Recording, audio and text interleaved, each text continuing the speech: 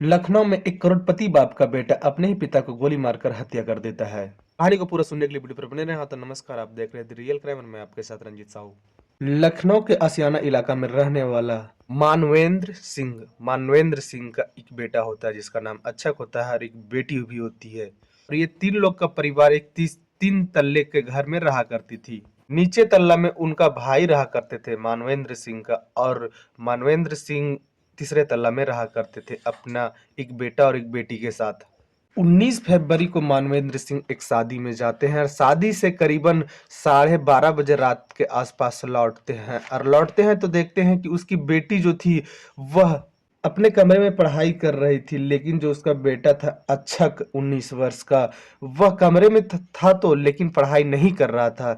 जिस वजह से मानवेंद्र को गुस्सा आता है। मानवेंद्र का कहना था कि तुम एमबीबीएस का तैयारी करो और डॉक्टर बनो। मानवेंद्र सिंह का व्यवसाय में पैथोलॉजी लैब होता है और 3 शराब की दुकान होता है। मानवेंद्र सिंह का मानना था कि अगर हमारा बेटा अपना ही डॉक्टर रहेगा तो पैथोलॉजी लैब को और वह आगे बढ़ाएगा और आगे तक लेके जाएगा, लेकिन उसका बेटा को डॉक्टर बनने में जरा सा भी इंटरेस्ट नहीं था और उसी बात पे बहस हो जाता है रात में।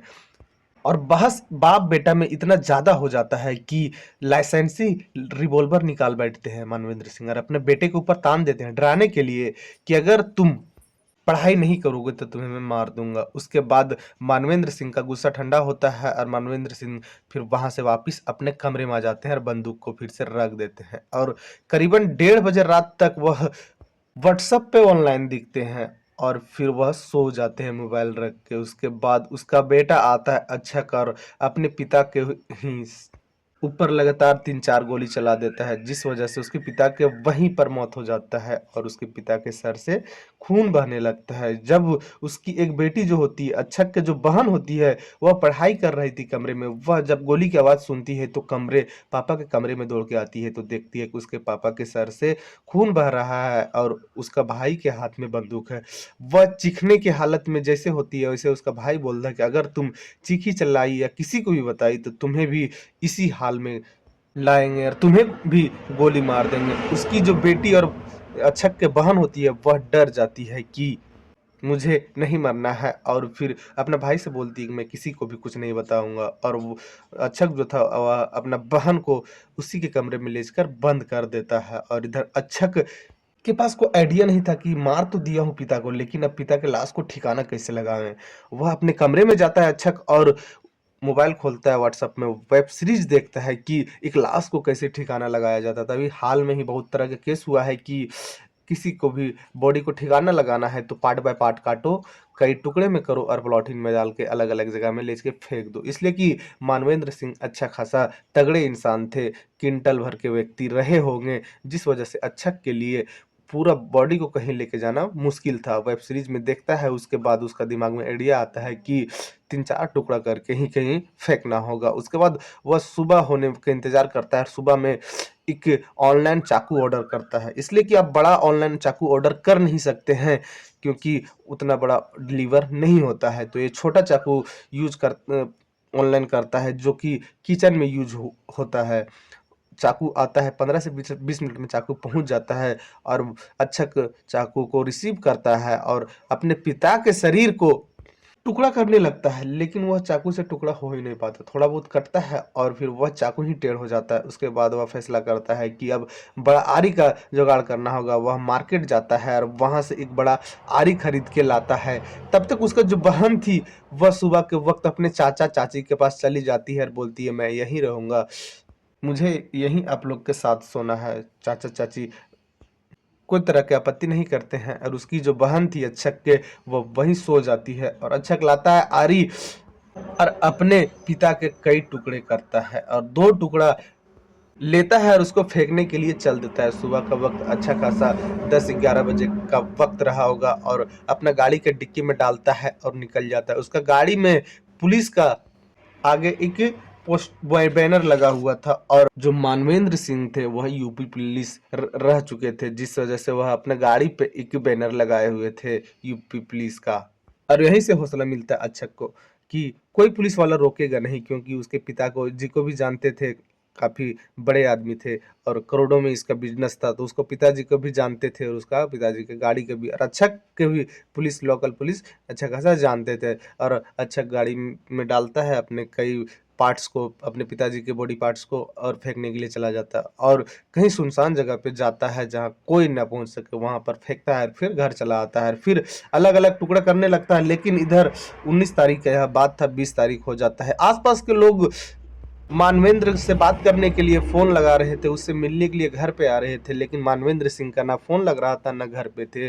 अक्षक बोल रहा था कि जो पिताजी हैं वह दिल्ली गए हुए हैं कोई काम के सिलसिले में। तो आसपास के जो लोग थे वह बोलते हैं कि अगर दिल्ली गए ठीक है, लेकिन फोन तो चालू रहेगा ना, बात तो होता। और मानवेंद्र सिंह के पास एक फोन नहीं बल्कि 3 फोन था, और तीनों फोन में एक फोन पे भी फोन नहीं लग रहा था, बस सभी फोन स्विच ऑफ आ रहा था। और जो अक्षक था वह अपने पिताजी का फोन को जहां बॉडी का टुकड़ा फेंकने के लिए गया था वहीं ले जाकर फेंक देता है।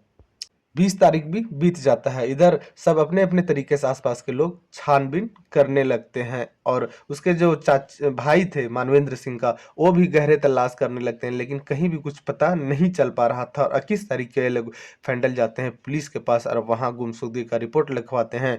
और जो अक्षक था वही पुलिस रिपोर्ट लिखता है और उसी में उसका सिग्नेचर भी होता है। अक्षक भी सारे लोग के साथ जाते हैं, आसपास के लोग के साथ जाते हैं और अपने पिताजी के गुमशुदगी का रिपोर्ट 21 तारीख को लिखा कर आते हैं। इधर पुलिस भी ढूंढ रही थी, लेकिन आसपास के लोग को तसल्ली नहीं हो रहा था कि दिल्ली जाएगा और मोबाइल बंद हो जाएगा, ऐसा तो हो नहीं सकता। और मानवेंद्र सिंह का 21 तारीख को एक मीटिंग भी था, लोग बेसब्री से उसका इंतजार कर रहे थे। फिर आसपास के लोग ही फैसला करते क्यों ना सीसीटीवी कैमरा चेक किया जाए। और जब सीसीटीवी कैमरा चेक करती है आसपास के लोग, तो देखती है कि 19 तारीख को रात में शादी के बाद जब से मानवेंद्र सिंह घर आए उसके बाद वह तो घर से बाहर गया ही नहीं है। फिर पुलिस लोगों को शक होता है, लोग फिर पुलिस को बताते हैं, पुलिस भी आती, सीसीटीवी कैमरा खंगालती है, तो वही चीज दिखता है कि मानवेंद्र सिंह घर से बाहर तो गया ही नहीं। उसके बाद इधर जो अक्षक था वह बोलने लगता है कि पिताजी खुद को अपने लाइसेंसी रिवॉल्वर से ही गोली मार लिए हैं। लोगों को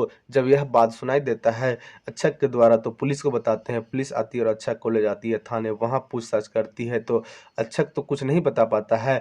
अक्षक को फिर पुलिस लेके आती है उसके घर, और घर जब लेके आती है और जब घर के तलाश लेती है तो एक नीले ड्रम मिलता है बेसमेंट में, वहीं न ड्रम में कुछ टुकड़ा बचा हुआ था उसके मानवेंद्र सिंह का। उसके बाद जब अक्षक से पुलिस पूछताछ करती है तो अक्षक बोलता है हाँ हमारे हाथ से ही हमारे पिता का कत्ल हुआ। उसके बाद सारा कहानी बताता है कि किस तरह हमने अपने पिता को मारा और क्यों मारा।